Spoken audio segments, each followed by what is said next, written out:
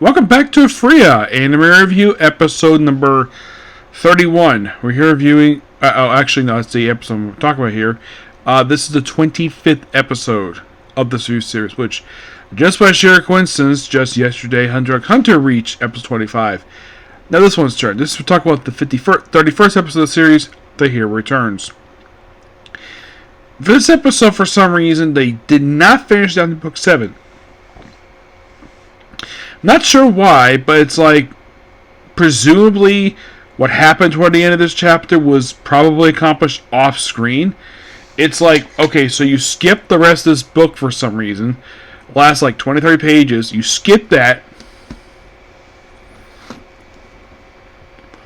And you jump straight to this book. Book 8. Where they adapted most of chapter 1 and like the first like couple pages of like chapter 2. Yes. As for why they did this for, I'm not sure. So, here's what happens. Presumably off screen, this is probably a reference to it. The Beastmen probably were freed. Well, by probably the Emperor. And then, of course, they proceed to travel someplace on Hydra's airship. And there's talk about, well, the marriage between Lily and the prince's son. The fact he has a daughter that, well, he thinks of a certain age to marry Hajime. Hajime's not interested. The thing is, his daughter, whose name is Ariel, is a little girl. And I highly doubt, basically, you should be interested in Hajime, given the fact he's probably about 8 years older than she is, so. And he's like, oh, the only one I want right here is basically just you and Shia. Yep, very interesting to have the Emperor fly on the ship. And then they fly to Beastman territory, where they offload their cargo, which is basically the freed slaves, including this elf's granddaughter. Now, of course, also they got a lot of dialogue for this, so you could basically surmise that this probably was said probably during the episode, but they probably cut a lot of dialogue from this scene, probably just to speed up the episode. Now, yes, they did this also in season 1 of the show. 2 didn't do this. They didn't skip much dialogue. Here, they cut a lot of dialogue. Probably to speed up the episode. So, of course, basically, the elf person thanks him for rescuing his granddaughter, Athena. And, of course, Cam basically proceeds to talk and, well, about training them, possibly to, like, overcome centuries, whatever. His dialogue is mostly kept in. It is surprising a lot of his dialogue is kept in compared to the elves. Well, about half his dialogue from the beginning part of the story was cut due to time. So then they proceed to go to the village, where they basically thank Cam. So like it was actually, well, they actually kind of thank Hajime for saving their people. And of course, Cam thinks that they want to bring a position on the council. Oh, by the way, the Emperor himself is being a complete dick, like, well, offering, like, he's being an constable. So Hajime proceeds to open a portal and throw him into it, presumably take him back home to the Empire, where he's not seeing again for quite a while. As a matter of fact, I don't think he's in the rest of the book at all. No, not really. And of course, right after this, like, thank him. And then, of course, he proceeds to go to their room, where he's there with, he's basically using Yu's lap as a lap pillow, and Kari and Tio. Now, they cut this in the episode where Yu asks if those two want to use their laps as a lap pillow for him. They say yes, but that doesn't happen. I'm actually surprised that they got cut from the episode. And then Cam proceeds to bring Hajime to his daughter. And then he leaves. He just brings him, like, presumably off screen. And of course, basically, they're at a particular tree where Shia's mother is buried. Yes, Shia's mother died before the events of the series. And from what I read, she died of natural causes. She wasn't slain by some soldier or whatever. She died. And, of course, you have Hajime basically referencing the events of season 1 a little bit, with the whole thing of like coming out of a labyrinth, and of course Shia kind of being there. And then, of course, basically to the top of the tree. Oh, the reason the buried is basically this was his mother's hiding spot. And of course, basically, like, excuse me, he asked basically Shia if he can use her lap as a pillow. And it almost seems like he's going to kiss her, but not really. And then the next day happens where they proceed to go into the tree labyrinth. Well, the labyrinth, which interests is I have a giant tree. First time he's been to this labyrinth since season 1 of the show. I believe this was the labyrinth where that annoying girl basically, well, I think it was Millie, I think her name is. Yeah, I think this is her labyrinth. So we're going to visit this labyrinth in the season. Presumably, anyways.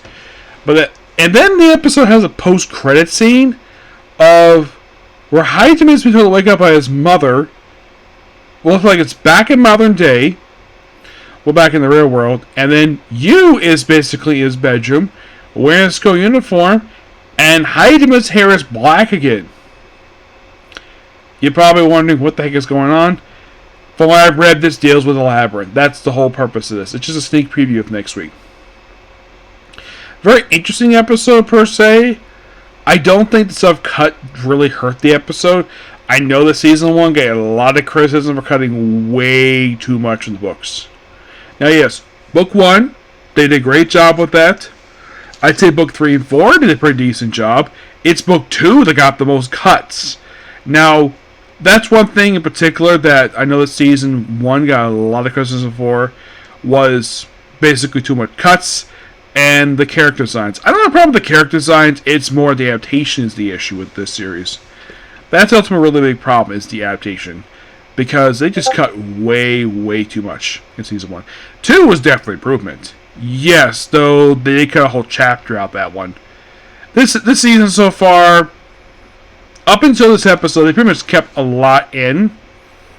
Not much was changed. But for some reason, they chose not to finish adapting book 7. Instead, went jump right to book 8. Now, like I said, the only reason I think they did this, time. They're trying to move the story along, and there's a theory they might get to book 9 this season. Who knows? I hope they'll cover 4 books this season, because that would be kind of ridiculous. Yeah, you have 15 episodes, yes, but you don't necessarily need to cover 4 books, given how long these books are. Oh, in case you're curious, though, how long is book 8? Well, in terms of the main story, it is 371 pages. If you include the extra chapter bonus stories, it is 456 pages. I believe this was like the longest light novel I've actually read. And that's how long the book is. It's that long. Oh, in case you're curious, they even have a little scene here about when they first arrived. Kari used basically a spell to, like, restore the forest and burned down by the Emperor. Oh, in case you're wondering, like, how much of the book was adapted for the episode, it's, well,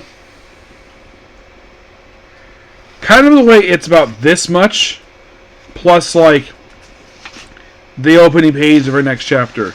That's how much they covered. It's not too bad per se, but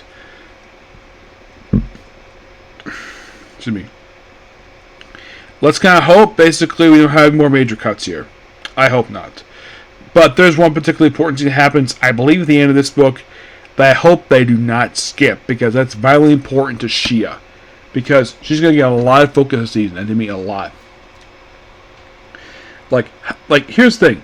Book 7 was mostly covered in 4 episodes. 4 episodes is not bad, but I kind of wish they would have given it one more episode to officially cap the story out before moving on to book 8. But no, we had book 8. Now, here's the ultimate question. How long is the adaptation going to last for? Do I think it's going to be 2 episodes? No. I like to given how much content, given how much in this book, it would be really stupid for Asterisk basically to have this book adapted for 2 episodes. Because I'm sure they probably do not want any more criticism for the adaptation process than they got. They probably do not want the same process to go over again. Like, they're probably going to give it, and this is my best estimation, 5, maybe 7 episodes. That's my guess. But here's the thing. We're only 5 episodes in the season, and we have 10 more to go. Now, do I think this book finishes within the season? Yes, I do think so. Do I think this book will take the rest of the season? Highly doubt it. I'd say probably about half of the remaining episodes, or a little over half. It just depends on what they want to do with it. Okay? So yeah, that's a particular view. Please be sure to like, comment, subscribe, turn notifications, and do not hit the dislike button. Next up is Spirit Chronicles. Okay? See you. Bye.